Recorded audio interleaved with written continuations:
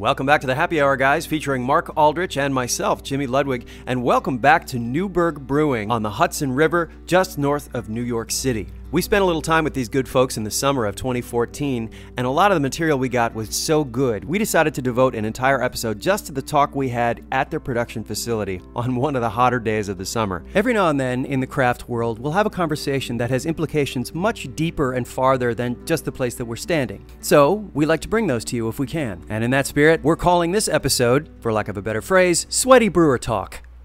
Yeah, that's sexy. Yeah, we're probably one of the few breweries that does not make a traditional American style IPA. We just don't. We make a double IPA. We make a regular pale ale. It's not stubbornness, but it's just, there's a million other things to make, you know?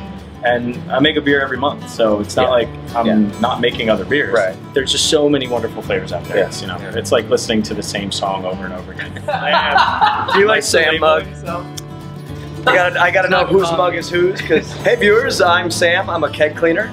I'm the assistant brewer here at Newburgh Brewing Company. And Sam, also the owner of the gun shop. That's right. Never mind. But dust them off. Polish those guns. One of the things I love about this story is that you were all childhood friends. Yeah, we all went to high school together, I think hockey really brought us all together, if not CYO basketball, but somehow. I never played CYO. Okay, well. The Lake Placid Marathon. Right, Lake Placid Marathon was where this current incarnation of my life, where this happened. But yeah, it really was all through local and friendship, and now more than that, it's family. So it's really great to be a part of that. Yeah. It's huge for me. We even source our assistant brewers locally. We're available to all these great styles and beers and breweries, and we'll go to we'll say a meeting in the Hudson Valley with a bunch of brewers, and we try all these beers, and we're like, oh, everybody's making this, but how many, you know, just being introduced to craft beer drinkers know what a Gose is or a Berliner Weiss, and we have this great fortune of that, and you know, it's hard to say what the you know, me being a self-proclaimed one of these people, but you know, what the beer geeks, if I may use that term, forgive me, what they know, and what the, you know, the more I don't want to say common, but somebody who's not that into it. Right. I think what Chris and Sam together have nailed for us, and it's something I'd like to see, is just a really nice traditional take on a style. So I was just drinking our brown ale before, and I mean, I think our brown ale is a really beautiful example of a very traditional Southern English style brown ale, as opposed to a brown ale where we added X, Y, and Z, and you're like, well, I mean, that's cool too, but a brown ale in and of itself is such a beautiful beer, and it's such a wonderful style, like, you know, just making it the traditional version of it, maybe you're using your own creativity to it. I think that's wonderful. I think while American brewing, to its very much its credit, has pushed the boundaries of creativity, and we've done so much amazing things with beer. There are times where, from my perspective, there are beers that are weird for the sake of being weird. You may notice that we're glowing. Oh yeah, it's summertime, there's no air conditioning, but that's okay, because we were just talking a little bit more about what this building was when you found it, when you moved in, and it was swept clean. There was nothing here. Storage downstairs, basically. That's right. Yeah, that was about it. So this is, I mean, what better use for a, you know, a historic building that's sort of crying out for attention than this? And there's room to grow. Tell us a little bit about your capacity right now. Right now we have a 20-barrel system. From the start, we didn't want to be stuck in you know, a place that was going to, you know, we were going to outgrow in a year or two. In 2013, we probably did about 1,300 barrels, and this year we're probably on pace to do somewhere between 1,700 and 2,000. The next phase, which we didn't really touch on upstairs, is getting into packaging, because we are going to be getting into canning pretty soon. Great. Not doing it ourselves, but bringing a canning system into the brewery through mobile canning. So we still get to obviously brew the product ourselves, and they'll come here, they'll can the batch, and then they'll, you know, go to another brewery. And that's going to be a huge part of our growth as well. Okay. Yep. A can is just more consumer friendly, right? A can can be brought to the beach, a can can be brought to a golf course. It's just a far more versatile form of packaging as opposed to a bottle. And I think Chris could probably touch on the can being better for the beer too. Well, I think a can just looks beautiful too. It's like a little billboard, you know, you get the entire space of the can is you can design if you so choose. It's a larger palette. As opposed to a bottle, you have, you know, a bunch of glass and just patches of label. As far as beer goes, it's no light gets in a can. The seal on a crimp on a can is better against oxygen coming in than a crown cap on a bottle.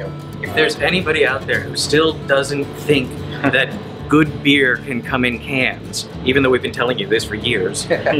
You're hearing it from the people who know best. That's right. Craft beer in cans is a really, really good thing for the breweries, for the consumers, and for the planet. This is a question we like to ask people. Who were your inspirations when you were just starting to get interested in craft beer? Who did you look to who was doing something that you thought was really interesting and thought, I want to not necessarily do that, but be in that industry? I stumbled into the industry in a lot of ways. I got into homebrewing. I knew nothing about the craft beer industry though. I knew I liked good beer. I didn't know any brewers' names. I didn't know any breweries really. Honestly, I probably knew more European breweries, like some of the really older ones, like the Sam Smiths of the world, those kinds of things. Then I Phil Fuller's, that kind of stuff, than I did of American craft breweries. Sure. And when then I got a job at Brooklyn Brewery, you know, I went in there and interviewed. I didn't know who Garrett Oliver was. I probably would have been a lot more nervous had I known, you know. But I went in there very relaxed because I had no clue, you know. And I got the job there, and it wasn't until like, you know, first couple of weeks of working there, I kind of like put it all together. I was like, oh wow, he's kind of a big deal. And so really, I mean, I learned everything I know from Garrett and the guys at Brooklyn. So I mean, I definitely think I take everything I do and know about beer from that education. I've learned so much here. You know, prior to this, my brewing experience was limited to more internships and home brewing. I was fortunate enough to work at the bar that we were talking about before for 4.5 years, so I had such an introduction or reintroduction to the American craft beer scene, at least. Like Christopher, Samuel Smith was, you know, my aha moment. I was 21, driving across the country for the first time, and I had hit the Utah border, and we popped the Samuel Smith Oatmeal Stout, and I was like, oh my God, this is what beer's supposed to taste like? Yeah. Holy cow, like it was just a revelation for me. And then through that and being aware of this and flavors and, you know, early on, yeah, things like Dogfish Head was huge to me. I was like, wow, you can do this with beer. Yeah. These ingredients can go in beer, and why not? There's other ingredients that can go in beer besides the four. And even within that, the flavors you can achieve from those four ingredients that, you know, when you're drinking certain maybe American style lagers, you're not aware of that as much. Yeah. Whereas if you have something that's done with a wild yeast and you taste a pineapple or mango, and that was achieved maybe through hops even.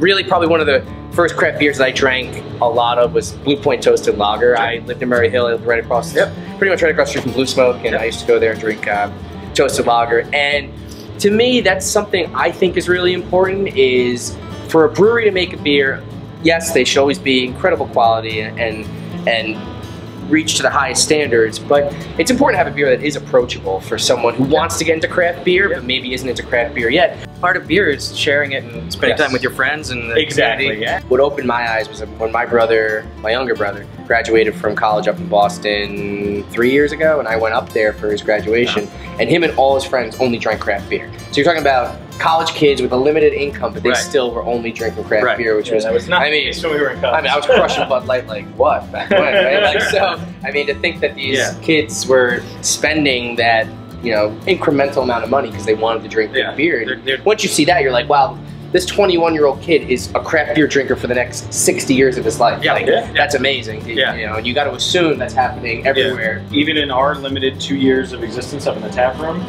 we're even seeing recently more and more recent college graduates or kids that are seniors in college that are 21, you know, are coming to the brewery more. And then when we first opened, there was that was a noticeable demographic that was missing.